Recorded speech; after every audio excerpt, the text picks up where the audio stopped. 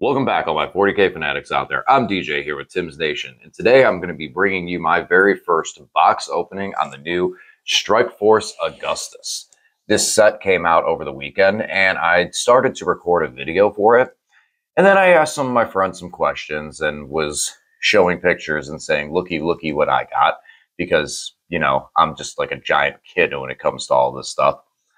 And when I started to talk to people, there was a couple questions that came about. And then I started to build some of the models, and I've seen even more questions that I had going into it. So I delayed the video until I could wait till all the dust settled on everything to see what we're actually looking at with this box set. Now, this is a very, very cool box set, one that I really was excited about. I think some of it goes to the fact that the Desolation Marines look a lot like action figures from the 80s and 90s, where you would get a G.I. Joe or a Teenage Mutant Ninja Turtle, and they had weapons and components and stuff that were like projectile things, whether it was launching a pizza or a grappling hook. And those guys, those weapons that were equipped to them were always much, much larger than the guys would ever normally have because of having to build the spring mechanisms inside.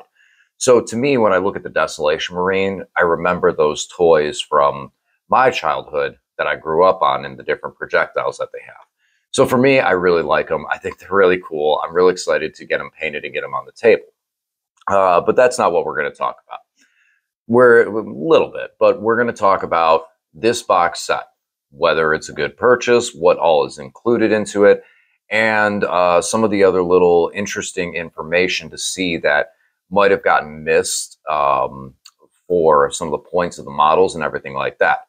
So with that being said, if you guys haven't subscribed to the channel already, please do turn on that bell for notification, get notified for videos such as this one and other faction focused videos. I am going to be taking a little bit of a spin with Space Marines, probably doing a little Ultramarine work in here. So maybe Mr. Robot Girly Man might make a showing on my table here in the near future.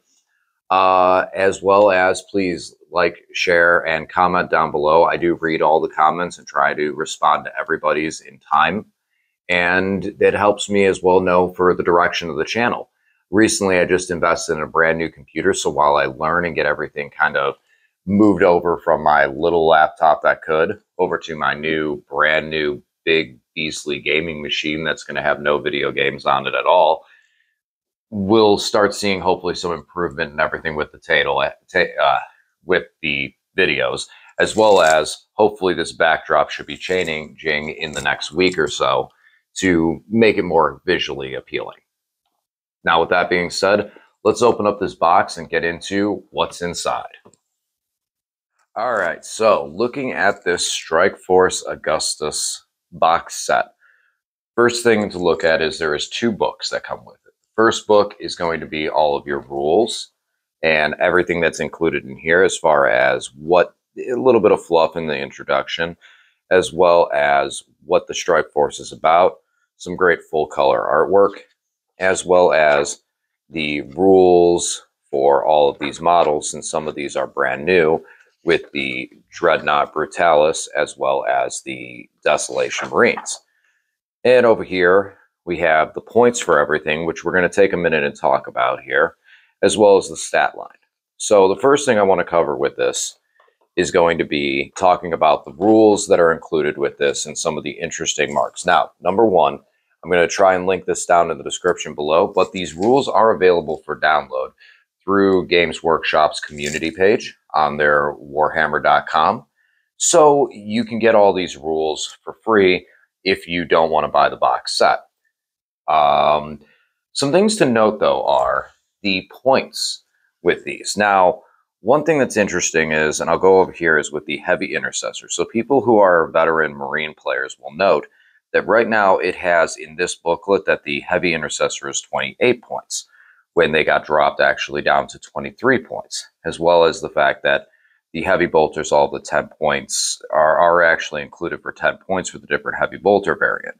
Now, I haven't cross-referenced that as I'm just getting ready to start building a Marine army, but for my belief, those were all free. So some of the points seem a little off in here. So it could be some stuff that we may see changed. You might see an FAQ.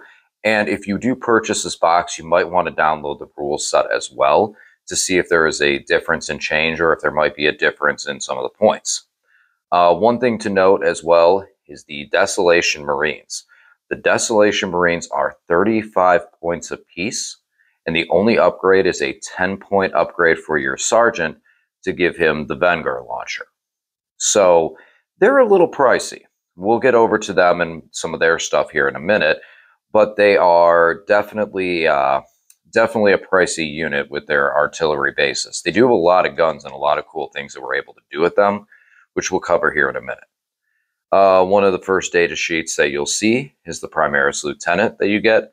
We'll go over his model in a little bit. I really like the model that comes with this set that you get, but he's basically a simple Primaris Lieutenant as you would see in anything else. He has all of the rules that you would get in the Codex, including down to the fact that you have a Storm Shield option, but this model does not come with a Storm Shield. Be a very easy conversion if you wanted to put one onto him, but he does not come with one standard on his model for this set. But this is the standard loadout for what a lieutenant would have in the Codex. Moving over here, we have the Heavy Intercessors, which, again, if you are a veteran to the Marine Army, this is nothing different than what you would see in the Codex. All the same stat lines, all the same weapons, weapon upgrades, and weapon options. Something to note for newer players is down here, it says that you may include, if you do not include any of the heavy bolter options, you can then select some of the other patterns of bolt rifles that they have as an option. So before building the Heavy Intercessors, kind of figure out what direction you want to go. If you're doing this more fluff based and you want the models to just look cool and use the weapons that you want on them, then do it such way. But if you're looking to actually build these for a specific role in your army, be careful, because it does state that you cannot take any of the other pattern like the Hellstorm bolt rifle or the Executioner bolt rifle unless you do not include one of the heavy bolter options. So keep that in mind when you're building Heavy Intercessors for how you want to do those. Next up is the Brutalis Dreadnought. So the biggest thing with the Brutalis Dreadnought is he does not come with, so he does have a couple of weapon options, and this is something to think about ahead of time. So the chest-mounted pieces that we've been talking about, which are right here and right here, these are pictured as multi-melta. He actually starts off with 2 heavy bolters. So you would actually, we can see down here, you actually can swap the 2 heavy bolter out for 2 multi-melta. So that's one thing to think about ahead of time is, do you want the heavy bolter or the multi-melta? Mine, when I build him, is going to have the multi-melta. As well, down here, it talks about the Brutalis Talons. So let's talk about those for a second here. So the Brutalis Talons are, you get two weapon options, the Brutalis Fist and the Brutalis Talons. Now, the Brutalis Talons in close combat are better by all stretch of the imagination, because even if you decide to do the big 2x strength profile, which would take you to strength 14, you have -3 AP for the fists, where it's -4 for the claws, and also the claws get to re-roll the wound dice when they fail the wound. So basically, this is like putting, for those who know, this is like putting lightning claws on a Brutalis Dread. Now, the pros and cons. There is a little bit, small bit. If you take the Brutalis Fists, you can then take the what's it called? The twin bolt rifles that are wrist mounted. If you switch it over to the Brutalis Talons, you lose the wrist mounted guns, the bolt rifles, but you do gain this additional sweeping profile for double the amount of attacks. So you would get 10 attacks with him on basic stats. You'd have 10 attacks with him at AP3 1 damage if you decided to do the sweeping profile, or use its striking profile, which compared to the fist gives you an additional AP, same damage output, but you get to reroll failed wounds when using this attack profile. So it's one thing to keep in mind. I'm going to model mine with the Talons and the multi-melta. And over here, my personal favorite, one of the things that, one of the most, the reason I got this kit, the Desolation Squad. So the Desolation Squad, a couple of things that I want to point out in here is, number one, they are weapon skill and ballistic skill 3. Okay? You can, with the Sergeant, select one model to be able to give them a 2-up ballistic skill if need be. So if one guy was popping his head out and was going to fire a missile, and it was the only one firing, maybe you want to give him 2+ ballistic skill. There's not a lot of stratagem support for these guys yet. But as things change, just remember, you can give one guy with the target optics, I'm sorry, each time the bearer makes a ranged attack with a heavy weapon, add 1 to the target's hit roll. It's the signum. The signum in the shooting phase, each time this unit shoots, it contains a Desolation Sergeant, which you will. You can select one model in the unit until the end of the phase. That model has ballistic skill 2+. Now, what's nice about that is it gives you the ballistic skill 2+, and then you also have the option to be able to add 1 to the hit roll with the target optics. The target optics are on the guy with the Vengor launcher if you replace his super frag or super crack with the Vengor launcher. Then you get 1 target optics. So that means that if you choose to let your Sergeant have the 2-up ballistic skill, he can even ignore the -1 to hit for firing artillery shots due to all that. So it's a nice little thing to be able to stack to make sure that Vengor launcher hits.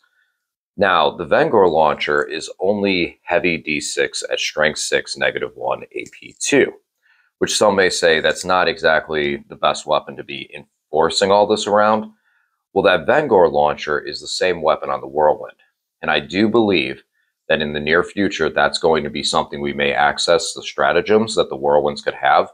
So this might be something to keep in mind if these guys gain a little bit more stratagem support around some of the stuff that like the Whirlwind has access to.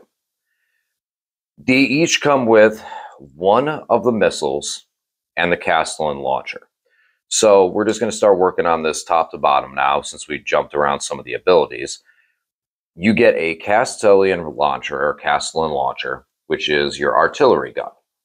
Then you get either the super frag or super crack. Now, it's very important to note you can only have 1 type of missile with all the guys. All of them, all models in the unit can replace their super frag with a super crack. Now, it's 0 points, but you cannot mix and match. So remember this when you're building the models for how you do this. You can only take 1 weapon choice in each squad. You can take these guys up to 10 mans. So with the fact that this kit does include 10 of them, you could build 1 big 10-man or 2 5-mans, but keep that in mind. You cannot mix and match super frag and super crack.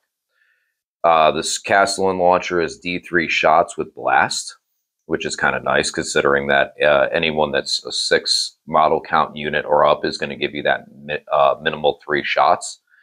Strength 4, AP 1, 1 damage, as well as the fact that they will have a super frag or super crack. The super crack is a single shot missile, but basically these are the same as a frag or crack launcher, except for the fact that they get a boosted auto 3 on either for the super frag, auto 3 hits plus D3, or for the super crack that it's auto 3 damage plus D3.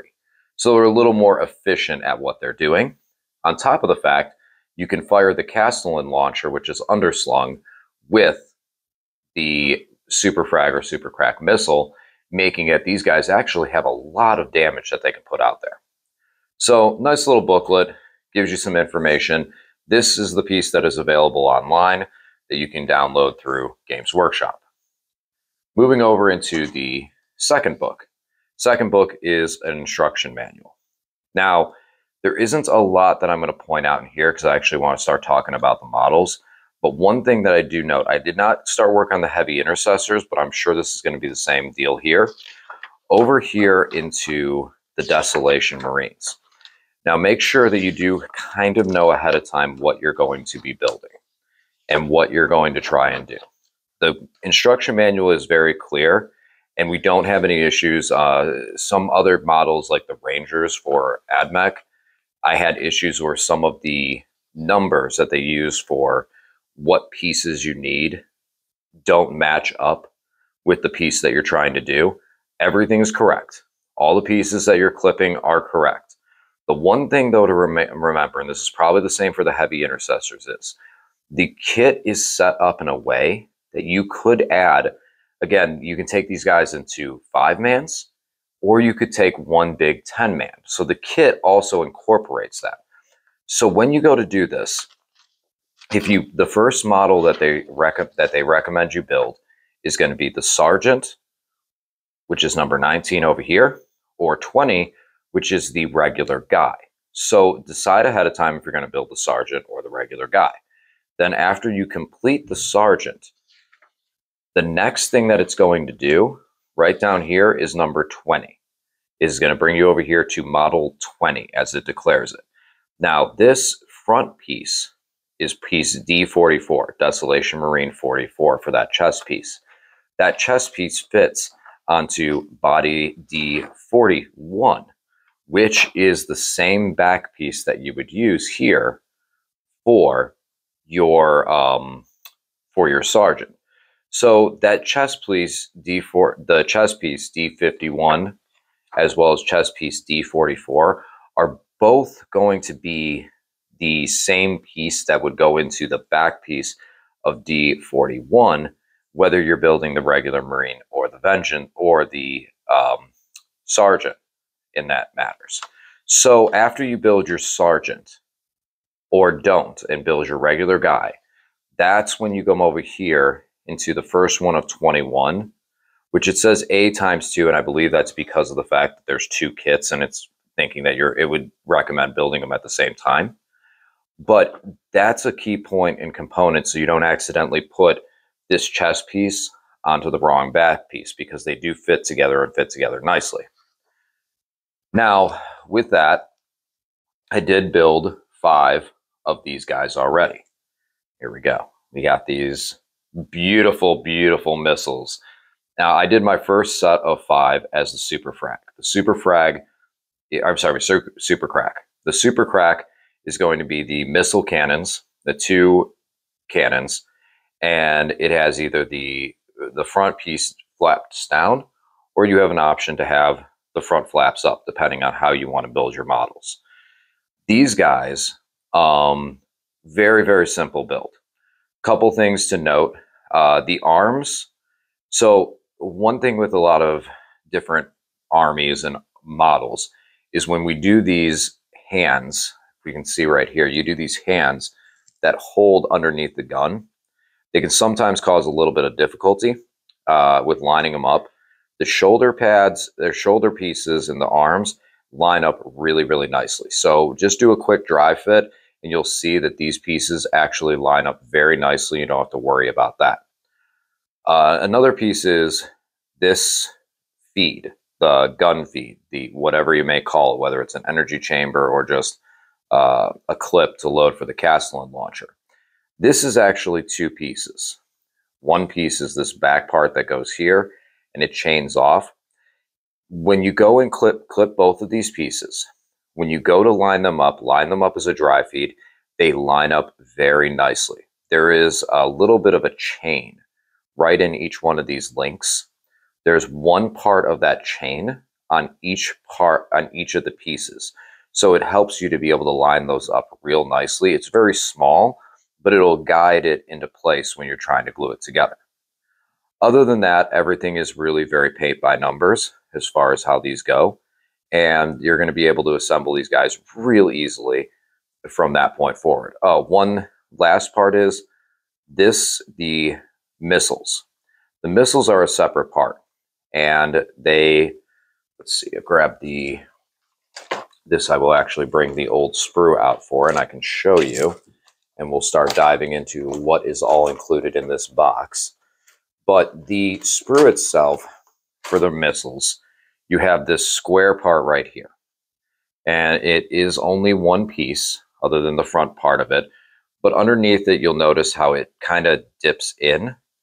So when you go to attach this piece, once you put the front face, first of all, there's a slightly rounded points right here on the front of these.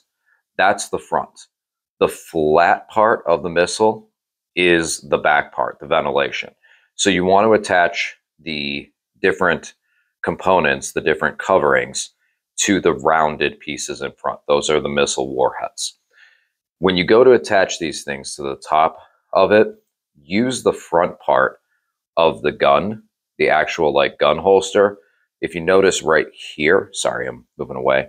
If you notice right here, there's a little like almost a sight piece. If you use that sight to line this up, put the glue on this gun part itself, and then line up this piece with it, with the front part of it, they'll go on very, very nicely and very clean so they don't look crooked. That was one thing I was noticing during my build.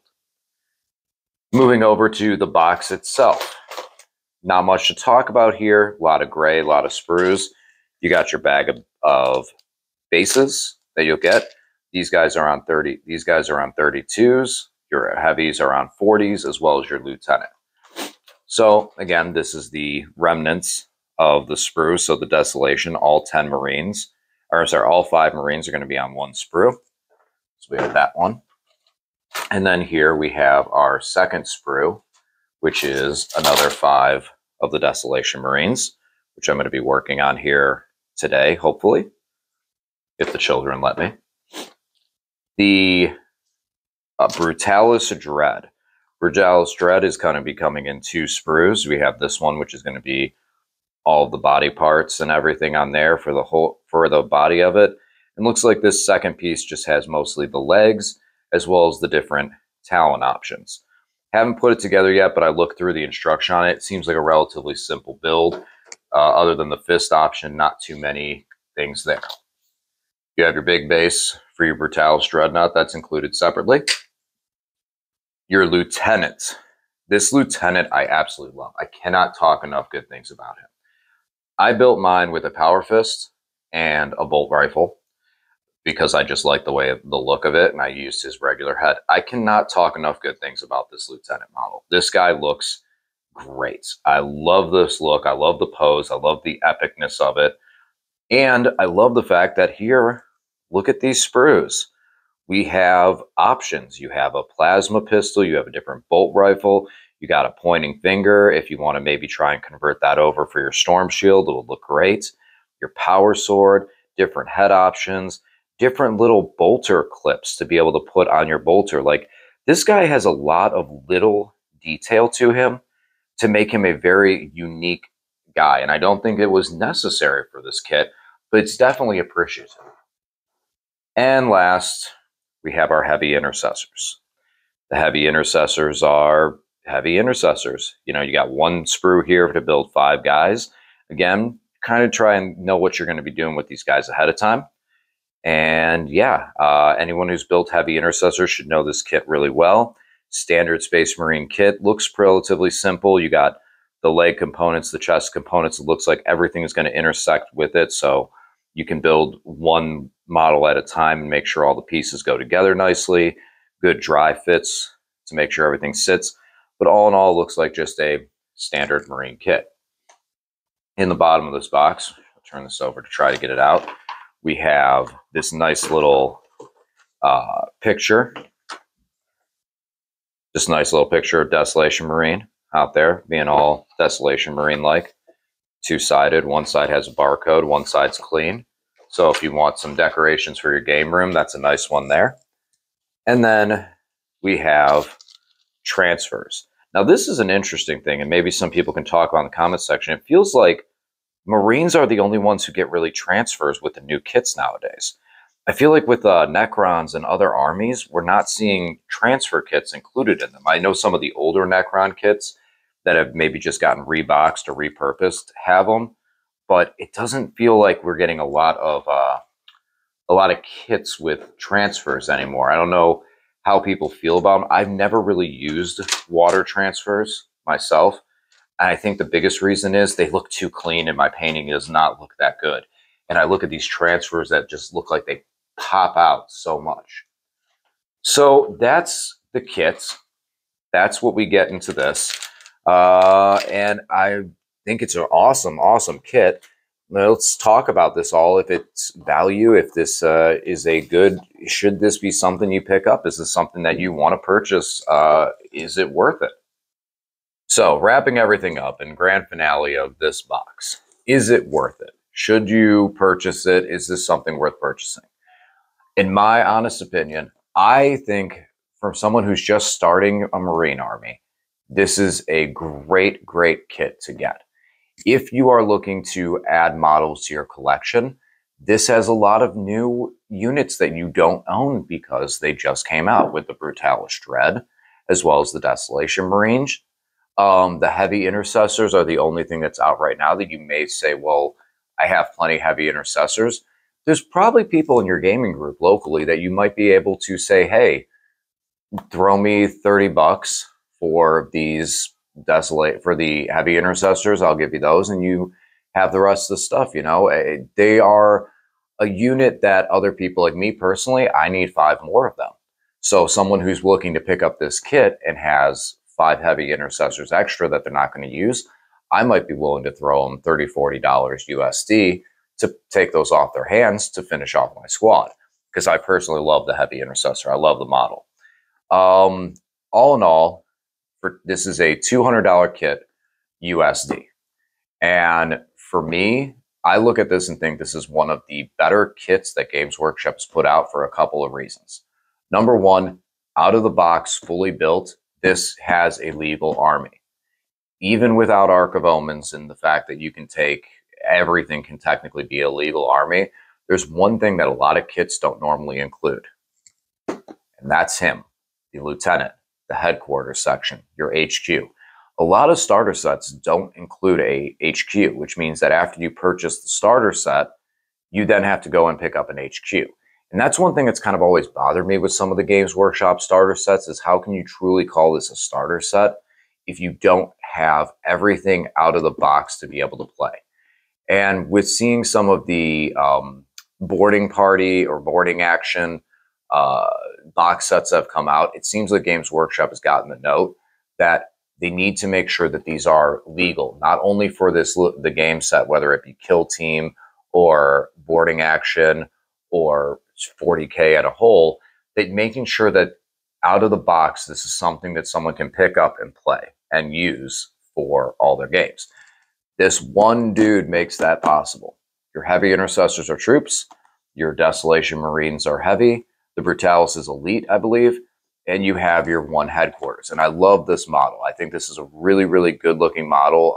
I don't know if they're going to be releasing him separately, but the Lieutenant was one I was real excited to build, as well as my Desolation Marines, because I'm a huge fan of the t-shirt cannons. So in conclusion, I think this is a good box set. The value is there. If we look at the cost, and I'm going to do this in USDs, for what we're probably going to see, you have the Desolation Marines will probably be $55, $60 a piece. So you're looking at $110 to $120 for those Marines alone. Most of our characters we see at about $25 USD again, 25 to 30. So even at 25 bucks, give or take, we're still looking at about 150 bucks right there. Then the Brutalis Dreadnought, who is going to be, again, another $45, $55 model. You're getting close to your 200, if not crossing it or right on the money with just those units alone. And then you have the heavy intercessors, which would basically be free. So there is value behind this set, that by getting this, you are getting a discount on other things, which I know that sometimes in some other kits, when you look at the price and the price breakdown, there isn't really a discount. You're basically just buying the models in bulk in one box. And instead of having multiple boxes to build, you have one box that has everything in it, and sometimes can be messier in its own right. This one it's not a small box, so it's very easy to maneuver through everything. I think that the box's design itself actually helps a lot to it. I've been able to keep this upstairs on my desk and not have to worry about the children or the dogs getting to it, because it's able to hide and tuck away easily without me worrying about damaging any of the models in the process. So I want to close out this video with a little prediction here with the Desolation Marines specifically. And it's a prediction. It's more for fun. I could be completely wrong and completely off kilter, but one of the nice things with doing YouTube is I can put stuff out there in solid evidence and say, this is what I think is going to happen.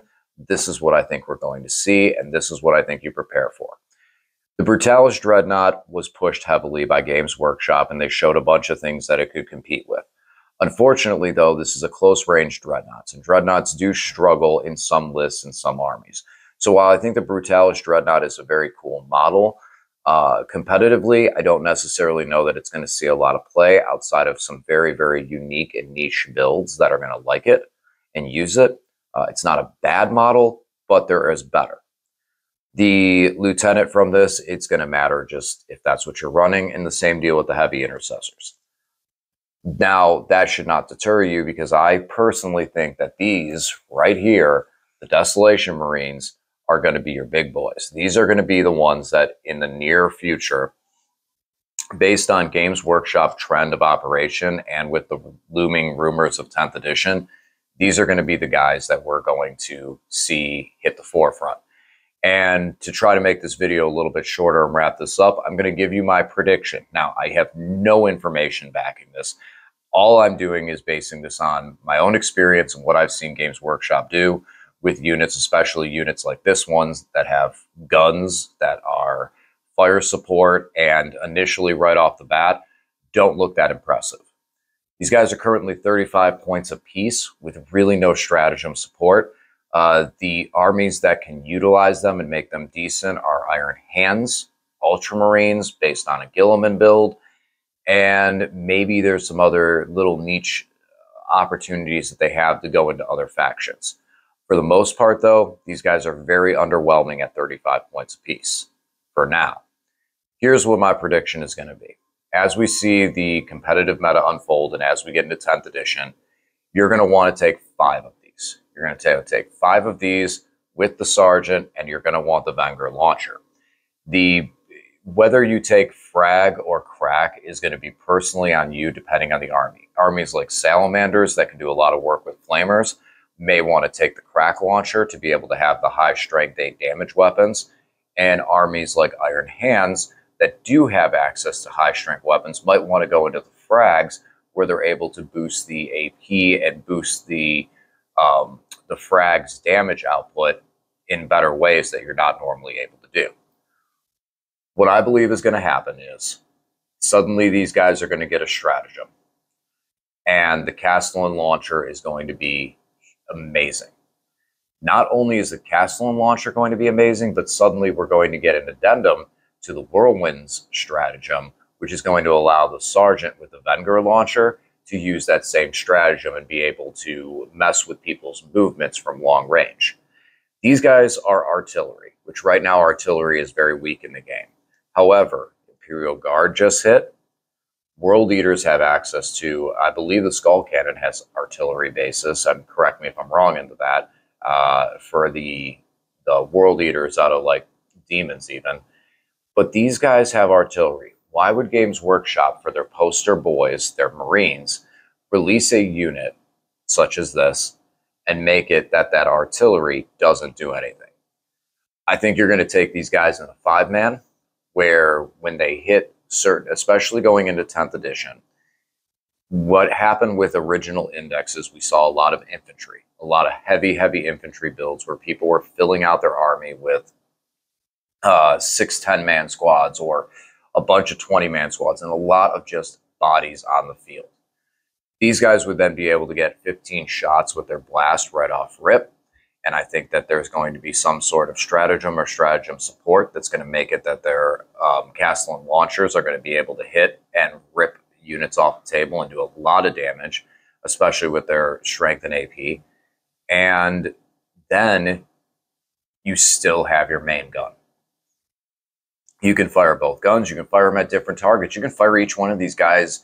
You could engage 10 separate units with one guy if you really wanted to, and have one guy shoot one Castellan there, one Castellan over there, one super frag or super crack over there, then Wenger launcher down the middle.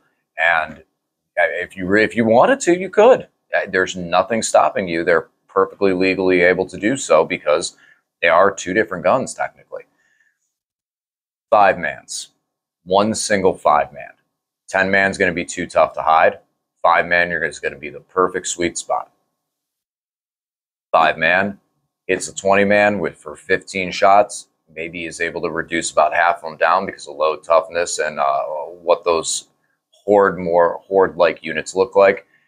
Pick them up off the table or just damage them enough that they're not really much of an effect and stay behind a wall. What these guys can do is, in the way the missions look right now, and if they stay that way in the 10th, which they'll change a bit, but I feel like the overall format of way the tables are going to look is probably going to stay the same as far as objective markers and things like that. We've seen this kind of, it's not broke, don't fix it type thing. Like, this is fine. We have the objectives, and down on the field, it's fine. It works.